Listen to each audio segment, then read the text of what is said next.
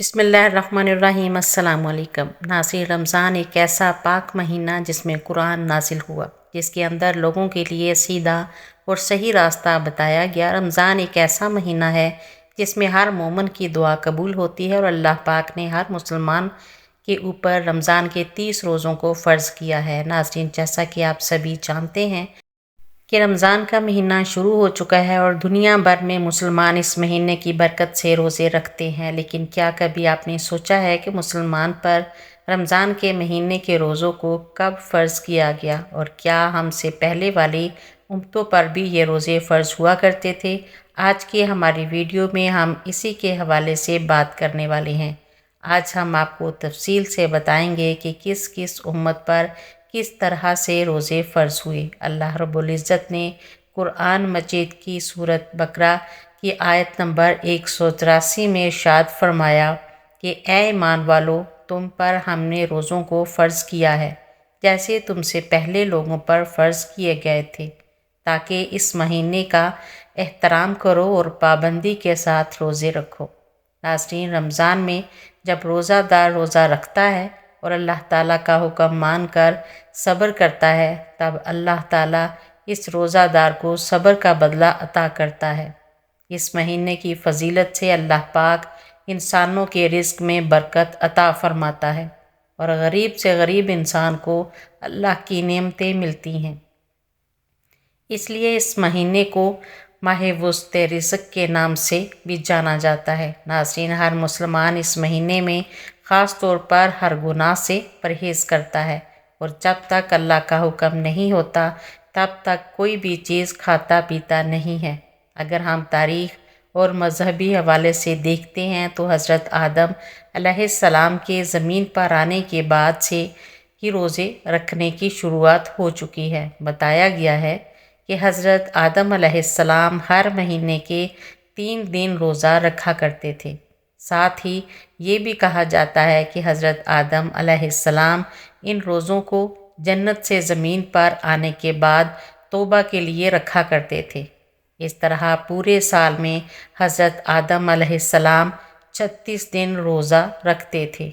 ناظرین، حضرت آدم علیہ السلام کے زمانے میں ہر مہینے کی چاند کی 13، 14 اور 15ویں تاریخ کو روزے رکھے جاتے تھے۔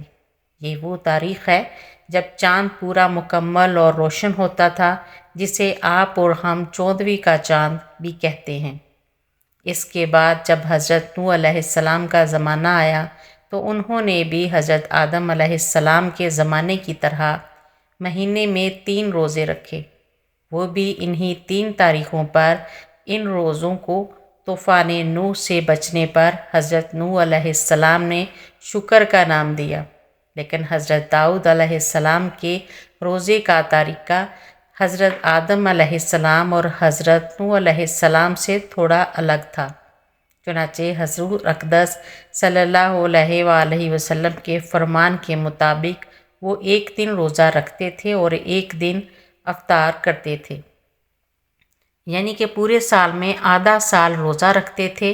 اس کے علاوہ حضرت سلیمان علیہ السلام ہر مہینے میں 9 دن روزے رکھتے تھے، اور یہ روزے مہینے کی شروعات میں 3 دن، مہینے کے بیچ میں 3 دن اور مہینے کے آخر میں 3 دن رکھا کرتے تھے۔ اس کے علاوہ حضرت ابراہیم علیہ السلام بھی حضرت آدم علیہ السلام کے طریقے کے مطابق روزہ رکھا کرتے تھے، یعنی کہ ہر مہینے میں 3 دن روزے رکھے۔ لیکن کئی روایتیں یہ بھی بتاتی ہیں کہ حضرت ابراہیم علیہ السلام پورے مہینے کے روزے رکھا کرتے تھے۔ حضرت موسیٰ علیہ السلام کے روزوں کا طریقہ سب سے الگ تھا۔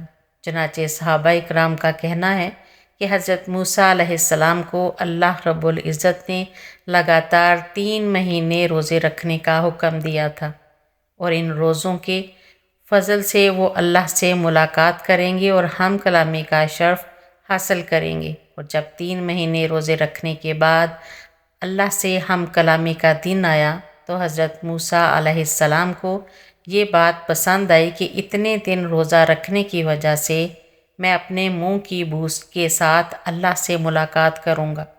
اس لیے انہوں نے ایک پیڑ کی شاخ توڑی اور اس سے مسواک کر لی، لیکن اللہ تعالیٰ کے حکم میں دخل اندازی کرنے کی وجہ سے انہیں 10 دن کے روزے اور رکھنے کا حکم دیا گیا۔ ناظرین، قرآن مجید کے اندر حضرت مریم علیہ السلام کے روزوں کے بارے میں بھی بتایا گیا ہے۔ حضرت مریم علیہ السلام کا روزہ کسی کے ساتھ بات چیت نہ کرنے کا تھا، یعنی کہ خاموشی اختیار کرنے کا۔ ناظرین، قرآن مجید کی سورہ بقرہ کی آیت نمبر 183 حضرت آدم علیہ السلام سے لے کر تمام انبیاء اور پھر امام الانبیاء محمد صلی اللہ علیہ وآلہ وسلم تک تمام امتوں کو جوڑتی ہے۔ جیسے کہ ہر امت کے لیے نماز کا حکم کیا گیا تھا، اسی طرح ہر امت پر روزوں کو بھی فرض بتایا گیا ہے۔ پچھلی امتوں کے روزے حالاتوں کے مطابق آج کی امت سے الگ تھے۔ روزوں کی تعداد اور یہ کب، کس وقت، کس حالت میں رکھے جائیں گے، ان سب چیزوں میں آج سے فرق تھا۔ رمضان المبارک کے روزے دوسری امتوں پر فرض نہیں تھے، لیکن حضرت محمد صلی اللہ علیہ وآلہ وسلم کی امت پر رمضان کے روزے ہجرت کے 1.5 سال بعد 10 شعبان المکرم سن 2 ہجری کو مدینہ منورہ میں فرض ہوئے۔ ناظرین، اللہ پاک نے فرمایا ہے کہ ماہ رمضان وہ مہینہ ہے جس میں قرآن کو نازل کیا گیا، جو لوگوں کی ہدایت کرنے والا ہے۔ ساتھ ہی فرمایا گیا کہ تم میں سے جو کوئی شخص بھی اس مہینے کو اپنی زندگی میں پائے، اسے اس برکتی مہینے میں روزے رکھنے چاہیے، اور اگر کوئی شخص بیماری کی حالت میں ہے یا سفر کی حالت میں ہے اور اس کے روزے چھوٹ جاتے ہیں تو وہ بعد میں ان روزوں کو پورا کر سکتا ہے۔ ناظرین، اللہ پاک نے ہمیں ہر چیز میں آسانی دی ہے۔ اس کا ارادہ ہمارے ساتھ آسانی برتنے کا ہے، سختی کا نہیں۔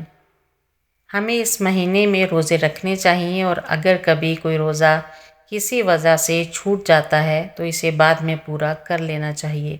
ہمیں اللہ کی اس ہدایت پر شکر ادا کرنا چاہیے۔ ناظرین، یہ بھی جان لیتے ہیں کہ حضور اکرم صلی اللہ علیہ وآلہ وسلم کی امت سے پہلے یہود و نصارہ 10 محرم یعنی یوم عاشوراء کا روزہ بڑے احترام کے ساتھ رکھا کرتے تھے۔ اسی طرح ہر مہینے کی 13ویں اور 14ویں اور 15ویں چاند کی تاریخ کو امت روزوں کو بہت ہی احترام کے ساتھ رکھتی تھی۔ چنانچہ حضور اکرم صلی اللہ علیہ وآلہ وسلم نے پوچھا کہ تم 10 محرم کا روزہ کیوں رکھتے ہو؟ تو انہوں نے جواب دیا کہ اس دن ہمارے رب نے ہمیں فرعون سے نجات دلائی تھی، اور اسی دن سمندر سے راستے نکال کر ہمارے رب نے ہمیں دریائے نیل سے پار کرایا تھا۔ چنانچہ ہم اپنے رب کا شکر ادا کرنے کے لیے اس دن روزہ رکھتے ہیں۔ اس پر حضور اکرم صلی اللہ علیہ وآلہ وسلم نے ارشاد فرمایا کہ اس بات کی تو ہم تم سے زیادہ حقدار ہیں، لہٰذا تب مسلمانوں کو حکم دیا گیا کہ تم بھی محرم کے مہینے میں روزہ رکھا کرو۔ یہودی ایک روزہ رکھتے ہیں تو تم 2 رکھا کرو، ایک 9 تاریخ کو اور ایک 10 تاریخ کو، اور اس کے بعد جب کچھ وقت گزرا تو 3 روزے ہر مہینے رکھنے کے لیے کہا گیا، جو کہ چاند کی 13ویں، 14ویں اور 15ویں تاریخ تھی۔ مسلمان اس دن روزے رکھا کرتے تھے، لیکن جب رمضان المبارک کے روزوں کو فرض کیا گیا تب ان روزوں کو سنت روزے کا درجہ دے دیا گیا۔ ناظرین، رمضان کے مہینے کے بارے میں حضور اکرم صلی اللہ علیہ وآلہ وسلم نے ارشاد فرمایا کہ جب اس مہینے کی پہلی رات آتی ہے تب آسمانوں کے دروازوں کو کھول دیا جاتا ہے، اور پھر یہ دروازے پورے مہینے تک بند نہیں کیے جاتے، اور جب اس مہینے کی آخری رات آتی ہے تو اللہ پاک ہر روزہ دار کی مغفرت فرما دیتا ہے۔ ناظرین، روزہ رکھنے کے فائدے کیا ہیں، کیا آپ جانتے ہیں؟ یوں تو شریعت میں حکم دیا گیا ہے کہ آپ روزہ رکھیں، لیکن اس کے فائدے کتنے ہیں آپ اس کو سوچ بھی نہیں سکتے۔ اور آج کے زمانے میں جب سائنس کی تعلیم بہت آگے ہے اور وہ نئی نئی چیزوں پر ریسرچ کر رہے ہیں، تو ان سائنسدانوں نے روزے کے حوالے سے بھی ریسرچ کیا ہے، और उन्होंने बहुत सारे फ़ायदे बताए हैं जो आज हम साइंस के एतबार से तकरीबन 7 फ़ायदे आपको बताएंगे कि रोज़ा रखने के फ़ायदे क्या हो सकते हैं। नंबर 1, एक साइंसदान का ये मानना है कि रोज़ा रखने से दिल और दिमाग के लिए बहुत ज़्यादा फ़ायदेमंद होता है। रोज़ा दिल और दिमाग को सेहतमंद बना देता है, ये पहला फ़ायदा है। दूसरा फ़ायदा, जो शख्स रोज़े में रहता है तो उसका ब्लड प्रेशर ना ज़्यादा होता है ना कम होता है, बल्कि जितनी ज़रूरत होती है उतनी ज़रूरत में इसका ब्लड प्रेशर रहा करता है, जिसको आप कहते हैं कि ब्लड प्रेशर नॉर्मल है। यही तो वजह है कि आप देखें कि बहुत सारे ऐसे लोग जो 11 महीने लगातार ब्लड प्रेशर से परेशान रहते हैं, लेकिन रमज़ानुल मुबारक के महीने में वो रोज़ा रखते हैं तो अल्लाह के फजलो करम से उनको कोई तकलीफ़ नहीं होती। नंबर 3, जो रोज़ादार होता है वो ग़िज़ा कम इस्तेमाल करता है, जिसमें बदन की चर्बी पिघलती है। यूँ हम साल भर हमारे बहुत सारे साथी वर्जिश करते हैं और अलग अलग जगहों पर पैसे देकर वर्जिश करते हैं। जिम जाते हैं ताकि बदन की चर्बी पिघले, सैर करते हैं, दौड़ते हैं और न जाने क्या क्या करते हैं। लेकिन रमज़ानुल मुबारक में जब हम रोज़े से होते हैं तो खुद ब खुद हमारे जिस्म से ये काम शुरू हो जाता है कि चर्बी पिघलने लगती है और इंसान के जिस्म में जो बिला ज़रूरत मोटापा आ गया है वो धीरे धीरे ख़त्म होना शुरू हो जाता है। नंबर 4, रोज़ा रखने वाले के पट्ठों में मजबूती होती है, यानी इसके पट्ठों में ताकत पैदा हो जाती है और किसी भी एतबार से इसका पट्ठा कमज़ोर नहीं होता बल्कि मजबूत हो जाया करता है। इसलिए हुज़ूर पाक सल्लल्लाहु अलैहि वसल्लम ने फरमाया कि रोज़ा रखा करो, सेहतमंद हो जाओगे। लोग सोचते हैं कि भूखा रहने से और प्यासा रहने से कैसे सेहतमंद हो जाएंगे। रोज़ा रख कर देखिए कि जिस्म के अंदर कितने बदलाव आ जाते हैं, ऐसे ऐसे बदलाव कि जिन बदलाव के लिए हम साल भर पैसा खर्च करते हैं फिर भी सही तरीके से वो बदलाव हमारे जिस्म में नहीं आ पाता। 5वां फ़ायदा इसका ये है कि निज़ाम हाज़मा को आराम मिलता है और सीधा सीधा इसका असर जिगर और दिल पर दिखाई देता है। और जब दिल ठीक होता है तो इंसान के जिस्म के बहुत सारे हिस्से ठीक होते हैं। नंबर 6, रोज़ादार के लिए यानी जो रोज़ा रखता है इसके फेफड़े बराह रास्त खून को साफ़ करते हैं और जब रोज़ेदार रोज़े से होते हैं तब हमारा ये फेफड़ा खून को साफ़ करता है और इसमें खून जम जाता है। तो जब हम रोज़ा रखते हैं तो खून की सप्लाई बहुत कम होती है और जब खून की सप्लाई कम होती है तो फिर फेफड़े में जो खून जमा रहता है वो धीरे धीरे पिघलता है। तो इस तरह वो जमा हुआ खून बिल्कुल साफ़ कर देता है, यानी रोज़ा रखने की वजह से हमारा फेफड़ा साफ़ हो जाता है। नंबर 7, खून में ग़िज़ाई मादा कम हो जाते हैं। जब हम रोज़ा रखते हैं तो खून में ग़िज़ाई मादा कम हो जाते हैं तो फिर ऐसी सूरत में होता क्या है कि हमारे जिस्म में जो हड्डियां होती हैं, हड्डियों के अंदर जो गूदा पैदा हो जाता है तो वो गूदा खुद ब खुद हरकत करने लगता है और जब गूदा हरकत में आ जाता है तो इंसान के जिस्म को ताकत मिलती है, इंसान के जिस्म को क़ुव्वत मिलती है और इंसान की हड्डियों को मजबूती मिलती है। इस तरह जब इंसान की हड्डियां मजबूत होती हैं तो इसका पूरा जिस्म मजबूत हो जाया करता है। इसके अलावा साइंसदानों ने बहुत सारे फ़ायदे बताए हैं। तकरीबन हमने 7 फ़ायदे आपको बता दिए। अल्लाह ताला से दुआ है कि वो हमें रमज़ान के महीने में ज़्यादा से ज़्यादा इबादत करने और रोज़े रखने की तौफ़ीक अता फ़रमाए और हमें बुराइयों से दूर रखे और हमारे सभी गुनाहों को माफ़ फरमाए और अल्लाह पाक हमें कहने और सुनने से ज़्यादा अमल करने की तौफ़ीक अता फ़रमाए। आमीन सुम्मा आमीन।